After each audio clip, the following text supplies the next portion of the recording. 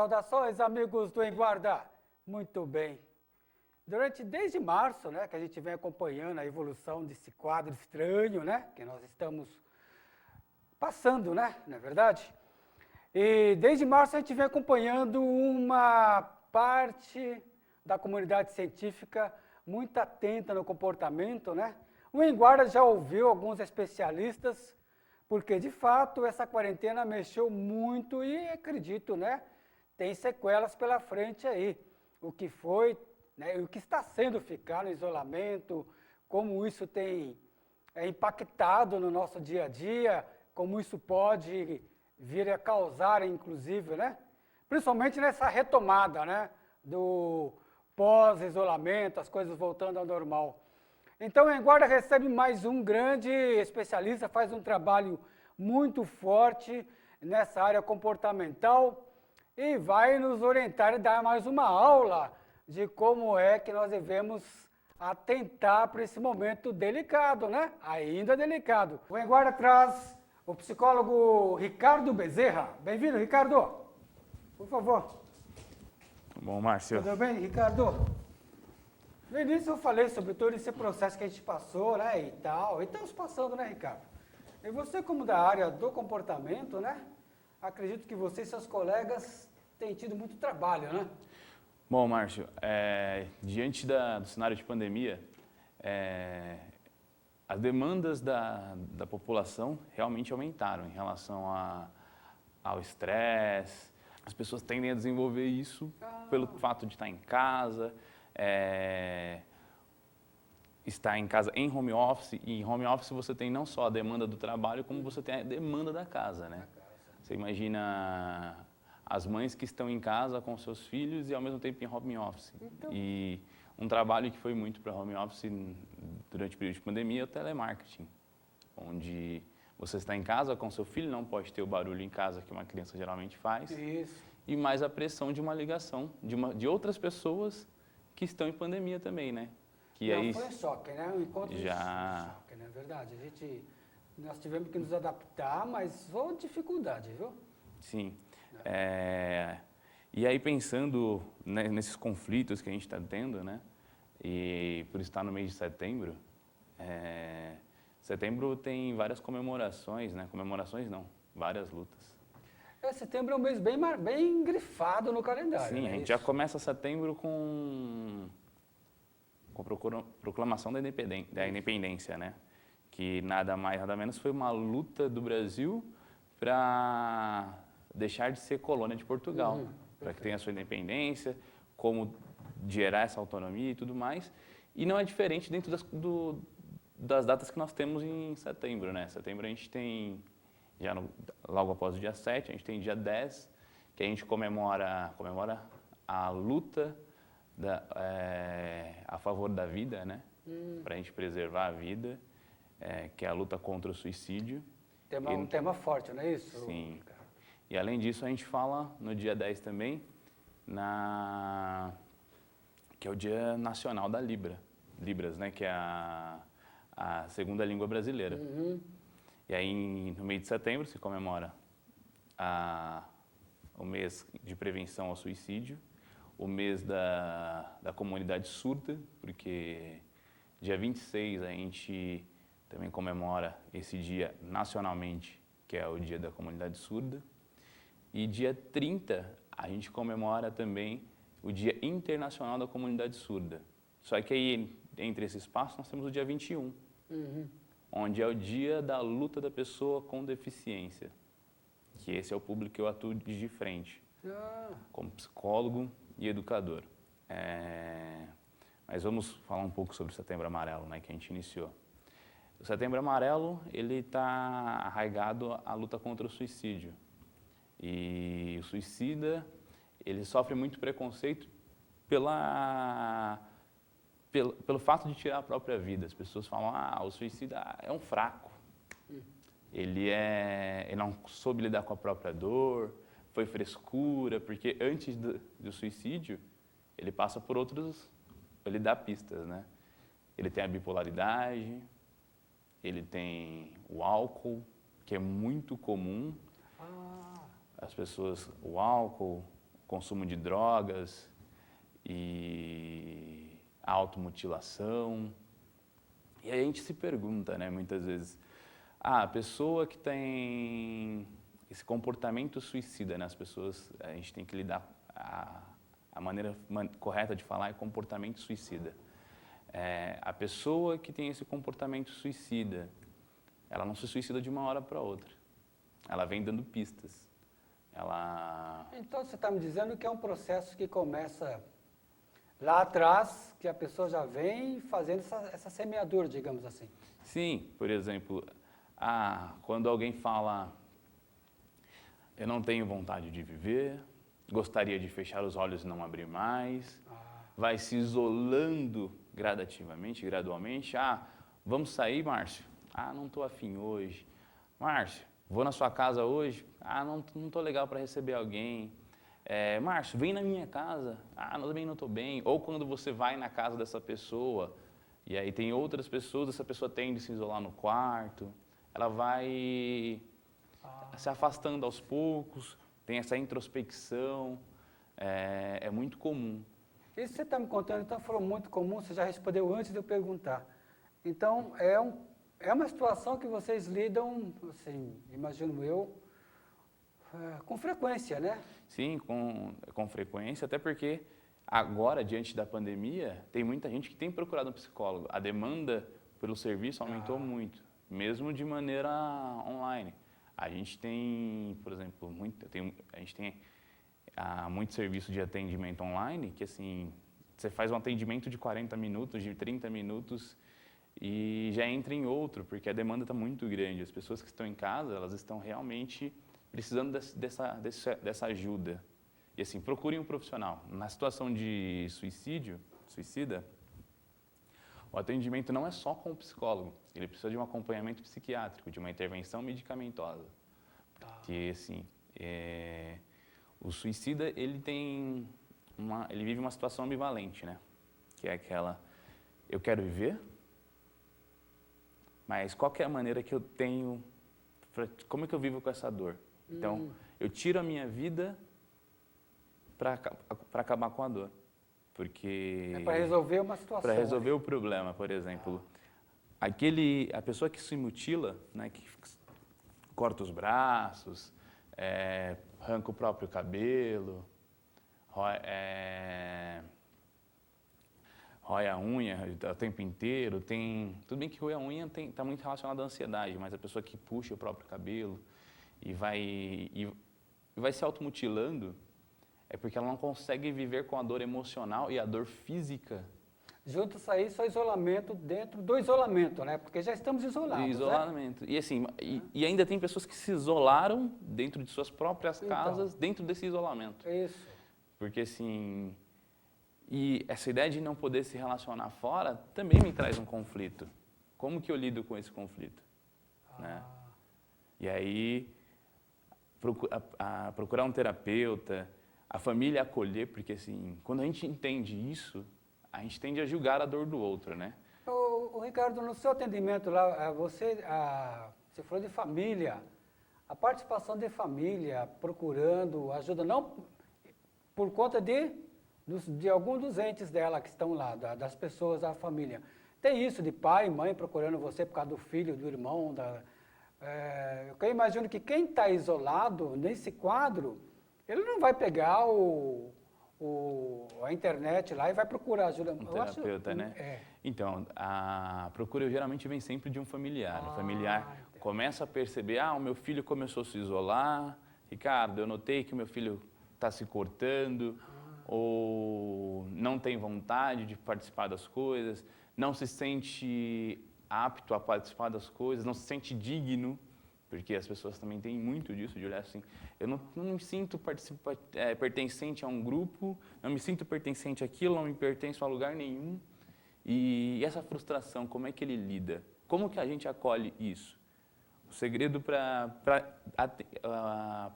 ter esse contato, primeiro é a empatia, né? Se colocar no lugar do outro, entender a dor do outro, não mensurar a dor do outro, porque assim, a minha dor é diferente da tua. Eu vivo essa dor de maneira diferente. E é muito importante a gente ter isso quando a gente for tocar o outro, né? Para que essa dor não seja banalizada e sim que a gente faça o atendimento correto.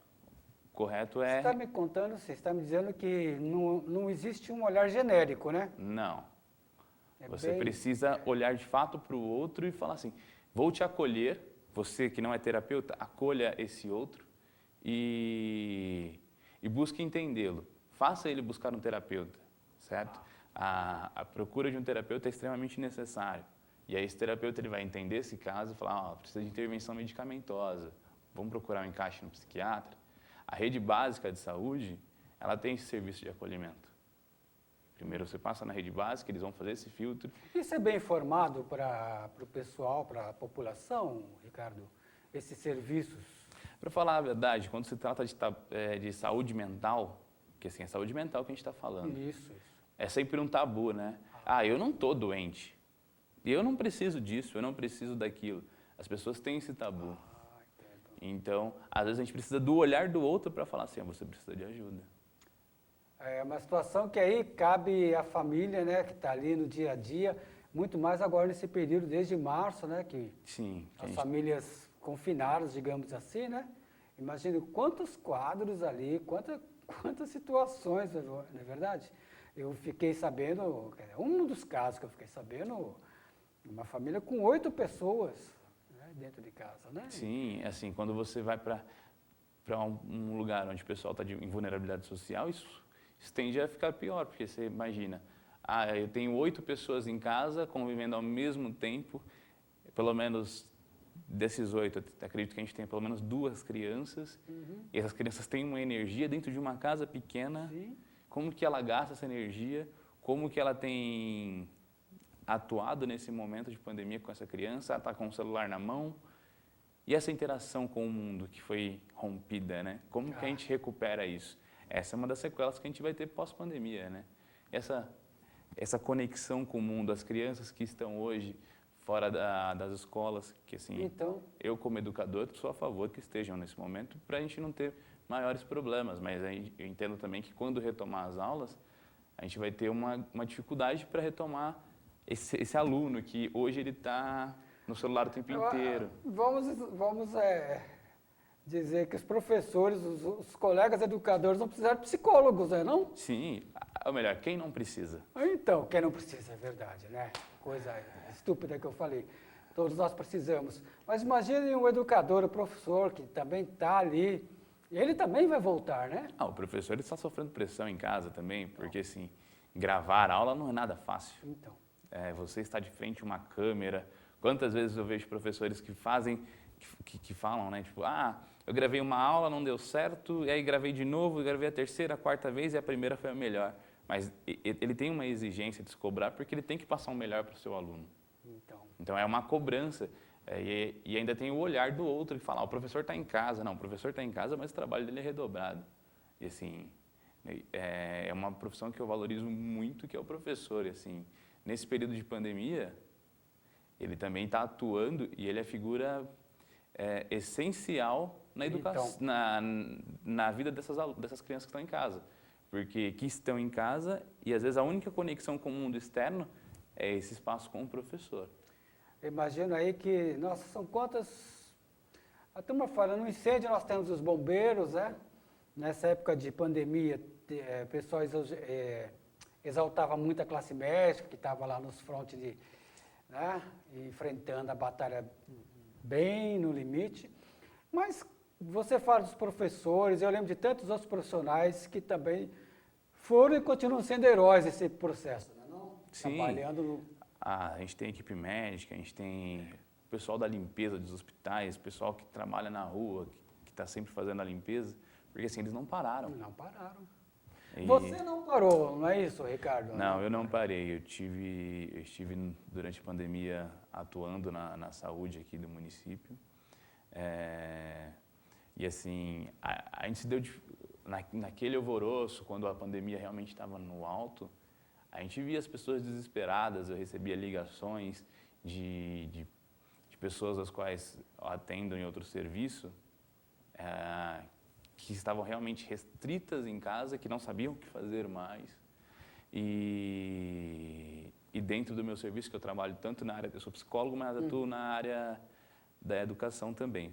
E desses professores também pedindo socorro, das famílias pedindo ajuda, porque não tinham como ter o filho em casa, porque teve gente que não parou, entendeu? Teve gente que, essa galera, por exemplo, da saúde mesmo, por exemplo, tem um técnico de enfermagem e enfermeiro que precisam que os filhos estejam em algum lugar. E tudo fechado, né? E tudo fechado, então teve tudo isso, essas pessoas nesse conflito. Assim, a pandemia, ela veio para nos ensinar muito, porque assim, a gente nunca viveu uma crise. Não. Assim, século XXI, qual foi a crise? A gente não teve uma crise impensável, ninguém adivinhou, ninguém profetizou uma coisa dessa, viu? Então, as crises, elas vêm para nos ensinar, e assim, a gente cometeu muito erro e muitos acertos durante essa pandemia. E se culpar ou se cobrar faz parte, mas a gente tem que entender que cada um deu o melhor de si nesse momento. Nós vivemos, em século XXI, nós vivemos um drama de Idade Média, Sim, não é verdade? Exato. Bom. Deixa eu perguntar, Ricardo, você falou de criança, rapaz, e aí eu digo, né? É uma área que você tem muito mais aproximação ou não? Então, eu atuei muito tempo na área de educação básica. Hoje eu atuo no público com deficiência. E assim, é um público, acho legal a gente entrar nesse assunto, até porque a gente fala do Setembro Verde, que assim, quando a gente fala de criança, a gente também tem que pensar na criança com deficiência. E como que a gente pensa o Setembro Verde? O Setembro Verde é um momento onde a gente cobra por direitos, por políticas públicas, por direitos de participar, porque assim, eu atuo com o público com deficiência e eu entendo que a criança que está num processo de inclusão, tanto a criança deficiente física, sindrômica, que tenha um transtorno, ou a criança surda também, que a gente fala esse mês do direito da pessoa com surdez, ela tem o maior direito dela, e é esse direito que a gente precisa preservar. E é um público grande, Ricardo? É um público grande? Aqui em Osasco, no censo de 2002, nós tínhamos 40 mil deficientes. E assim, 2002. E a gente tem esse público porque a gente tem a ACD aqui. E quando a ACD veio para Osasco, todo esse público do país inteiro veio para cá para ter esse atendimento. Então, a gente tende a ter um número bem maior hoje. E aí, tratando de criança, a gente pode pensar que, assim, dentro da deficiência, não deficiência da surdez, a gente tem um tema que é muito importante e ele é universal para a criança, que é o brincar. O brincar permite essa criança viver com esse conflito. Por exemplo, a gente falou aqui do tabu do Setembro Amarelo, que é o suicídio, mas o suicídio é comum, está em alta entre crianças e adolescentes. É um índice importante. E como que essa criança lida com esse tabu? Porque a criança, quando ela vê essa situação, seja ela deficiente ou não, o brincar é a forma que ela tem de lidar com o conflito. Por exemplo, eu gosto muito de citar o Toy Story, né, que tem o Andy, que ele brinca com aqueles brinquedos dele e ele fantasia um universo totalmente diferente. E a criança precisa disso, porque o brincar permite, seja para a criança comum, para a criança deficiente, porque ela permite, por exemplo, que a criança surda, que ela possa pegar um microfone e fingir que está cantando, mesmo ciente que ela não é oralizada. E permite que a criança que tem um conflito, por exemplo, que viu os pais brigando e ela não viu a resolução desse conflito, que ela simule uma discussão entre esses pais e solucione esse conflito. Embora não tenha sido solucionado entre os pais, para ela buscou uma solução diante do brincar. Entendo. Quer dizer, você pega os conflitos que nós causamos, que a criança está vendo, e vai para o lado lúdico. Sim, o lúdico é muito importante para a criança. E no desenvolvimento dela, proporcionar à criança, hoje, numa era digital, um espaço onde ela possa ter acesso a gostos, cheiros, tatos, por exemplo, acesso ao frio, ao quente, à sujeira. É importante porque assim, quanto que a gente se vê cerceado hoje? Quanto que a gente priva essa criança desse contato? Estou imaginando assim, uma criança numa casa, num ambiente familiar, ela tem os cuidados da família, mas acaba ficando bem restringida e, digamos, reprimida até por conta da falta de opções e de... Sim, hoje diante da pandemia, a criança que tem um espaço com verde em sua casa, ela conseguiu ter um espaço legal para circular na pandemia. Mas você imagina a criança que hoje mora numa casa de madeira, mora em comunidade, o espaço dela é aquele, ela não está restrita ali e o pouco que ela tem talvez seja um celular da mãe quando a mãe chega do trabalho, é a interação que ela tem com o mundo, a interação que ela tem com os jogos. Entendo. Mas eu penso na valorização do brincar no chão, do brinquedo, do criar. No seu trabalho, Ricardo, para eu até visualizar, né, digamos assim, o seu trabalho, você está ali, recebe esse público e tem um espaço para essa interação. Para esse espaço, sim. A gente tem um espaço para psicomotricidade infantil, a gente tem um espaço tanto para adulto também, porque hoje, atualmente, eu estou tanto com o público infantil quanto com o público adulto. O público adulto, a gente busca maneiras de interação social. E aí, quando eu falo principalmente do público deficiente, que é o que eu atuo hoje, a gente pensa em interação social. O que a gente pensa? Em direito à cidade. Por quê?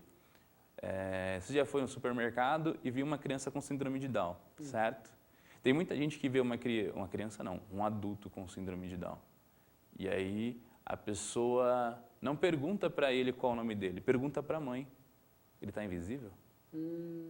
Ou quantas vezes essa família o privou de estar em um outro espaço por conta desse olhar do outro?